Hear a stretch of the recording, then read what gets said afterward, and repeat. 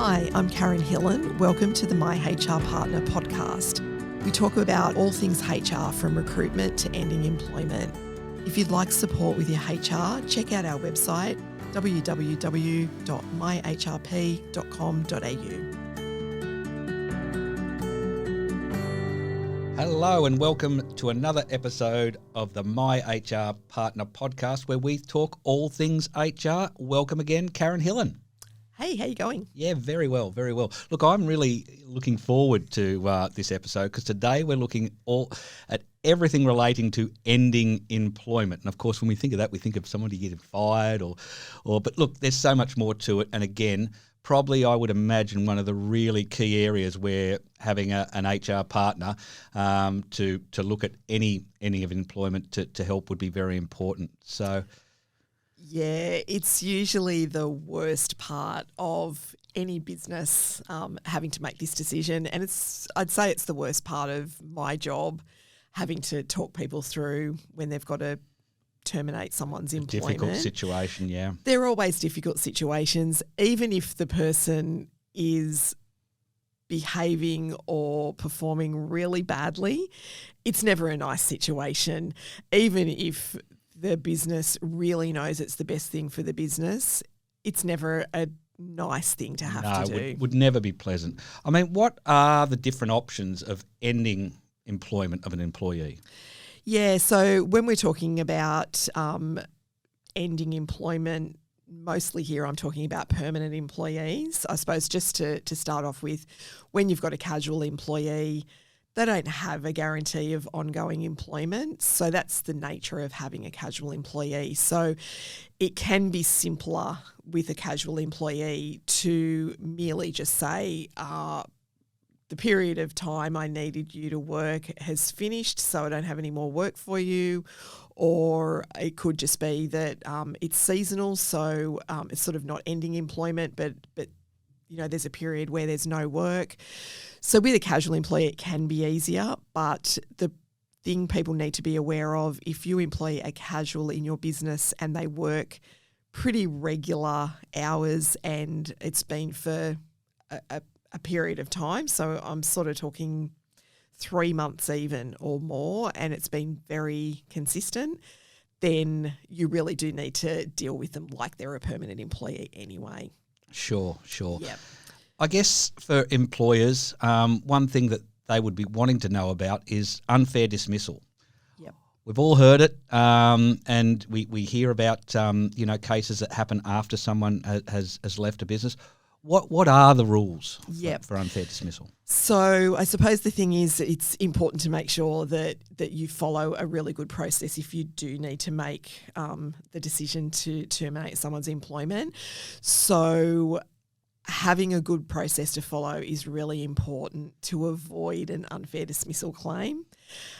And there are a few different ways to terminate someone's employment. And I know it's a terrible term, but there could be within probation. So I'll start with that one because that's probably the easiest. Not that anything's easy in relation to this type of thing, but if you've got somebody who is on probation, and that's usually 6 months. Some businesses will have 3 months. I prefer 6. It gives you a bit longer to see how the person's going to fit with the position and the business. But if you did need to terminate somebody within probation, that's what the probation period's for. Is it true that in probation you can terminate for any reason? Yeah, you can. So that's what it's for. It's for both parties, the employee and the employer, to decide whether it's going to work, whether it's a good fit,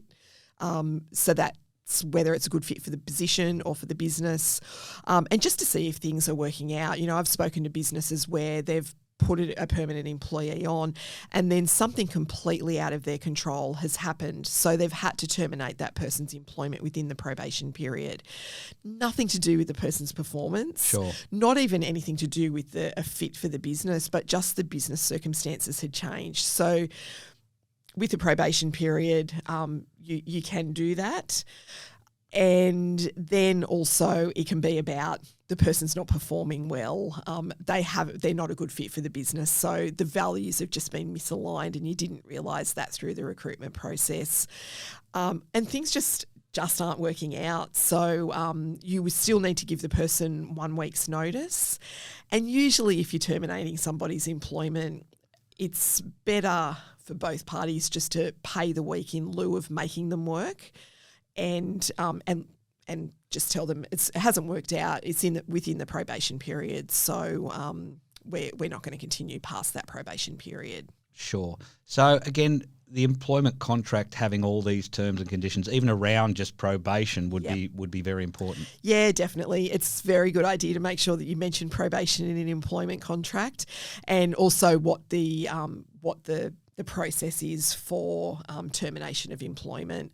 So I suppose just moving on from probation, also to terminate somebody might be because of bad behaviour or poor performance. So it's important to make sure that you understand what the process is to get to the point where you're less likely to receive an unfair dismissal claim. So it's about making sure that you have a good, fair process in relation to giving the person a chance to improve, giving them some support, monitoring their progress in relation to how they're going, meeting those targets and goals. And then sometimes it will still involve having to terminate their employment if they don't improve. Sure. But again, getting advice when I would imagine is critically important when you're going to terminate anyone for any reason. It's so important. And linking that back to the documentation that, look, we talked about that in another episode, how important your HR policies and procedures are, your employment contracts. And as we talk about ending employment or terminating, whether it be for bad behaviour, I guess that would need to be tracked back to a policy or a procedure in order to make it fair and not an unfair dismissal. It's definitely better to have those processes in place so you can refer back to them.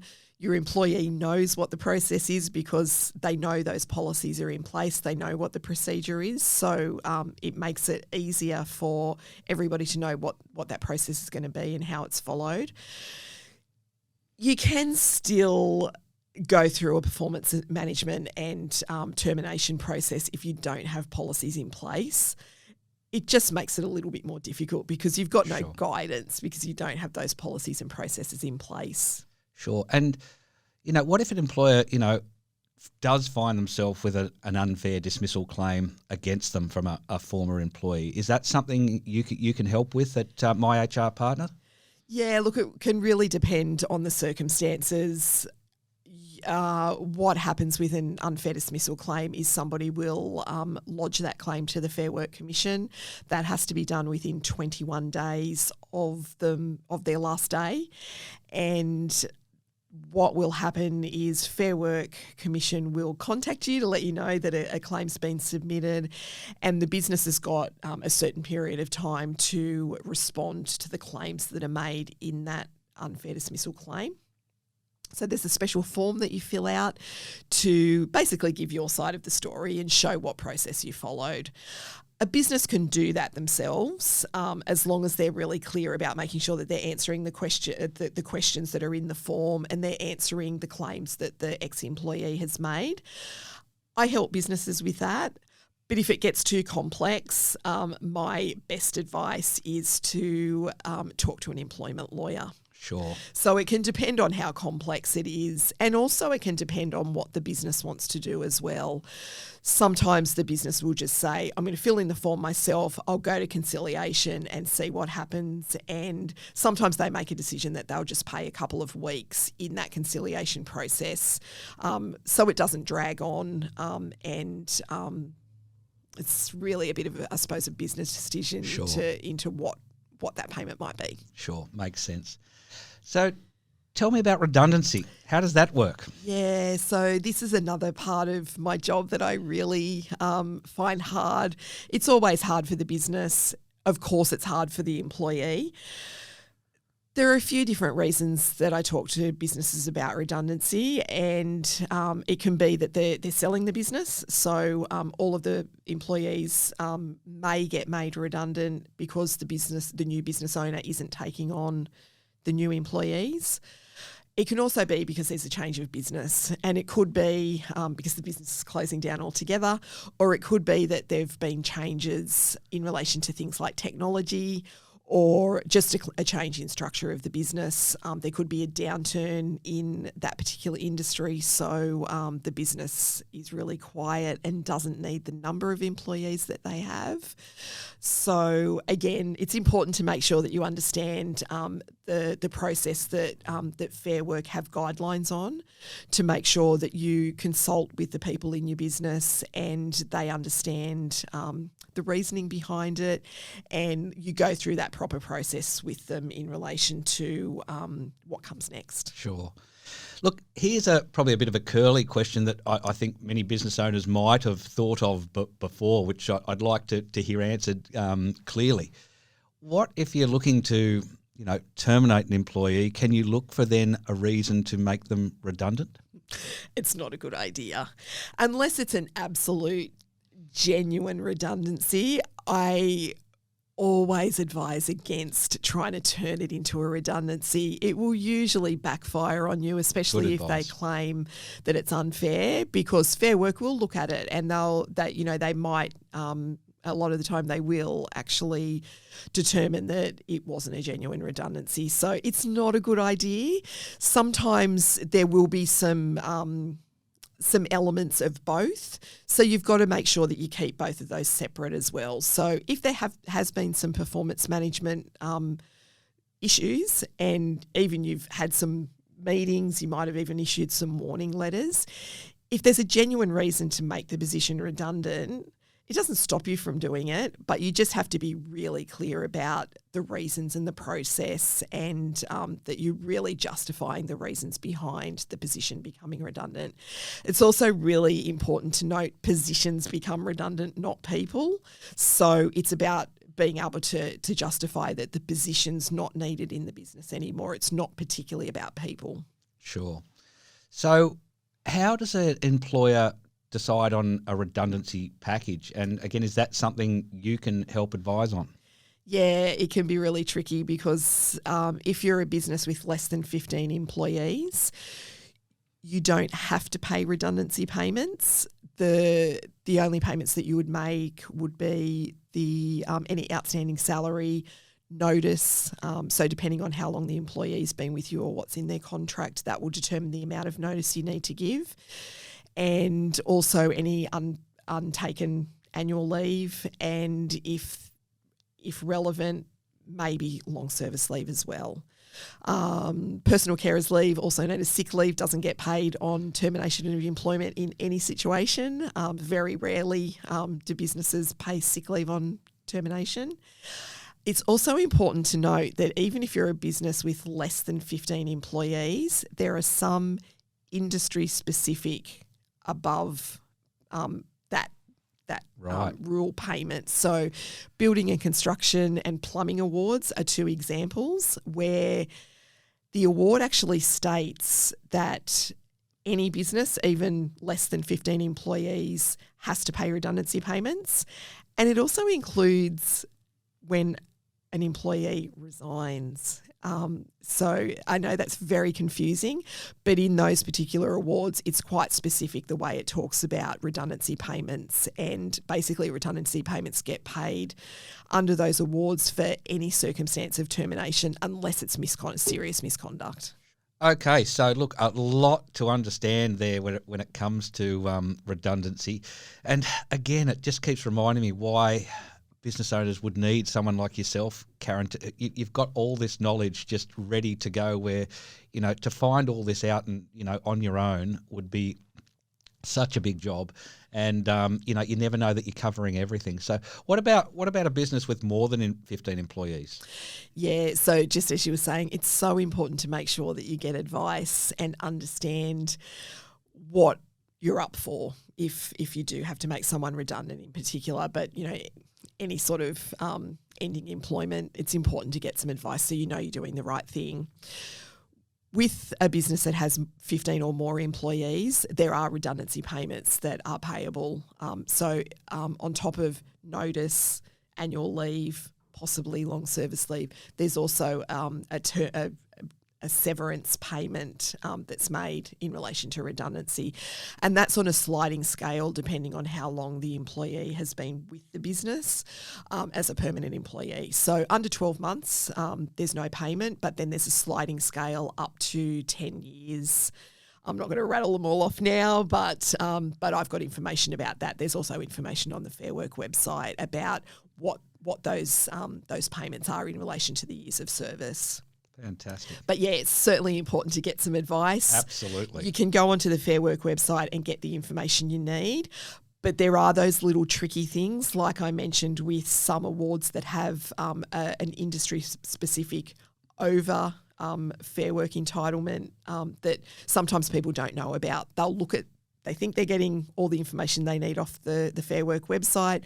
Yep, I'm a business under 15 employees. I'm right. I don't have to pay redundancy payments.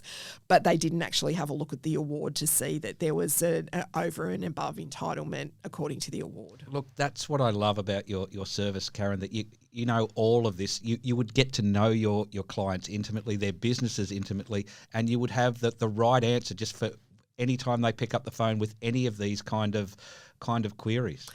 Yeah, definitely, especially for my my regular clients. I do get to know their business, so it's personal, customised service.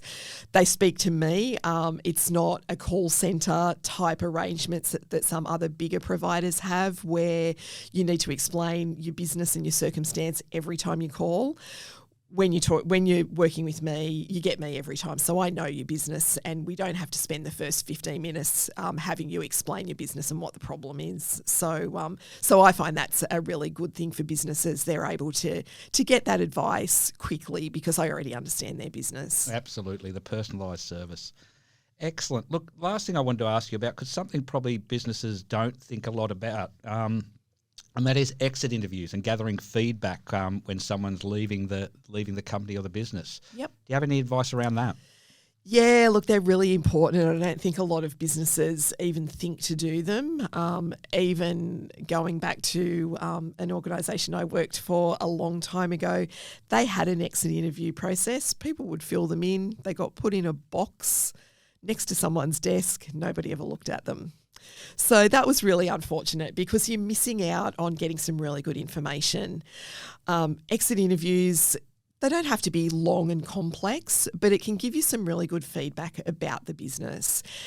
And it could even uncover some things that you don't know about. So if you do have a large team, for instance, you might find that there's a pattern in your exit interviews that keeps talking about a particular manager that's hard to work with, or it could be that there's a problem with processes or the work or whatever that might be.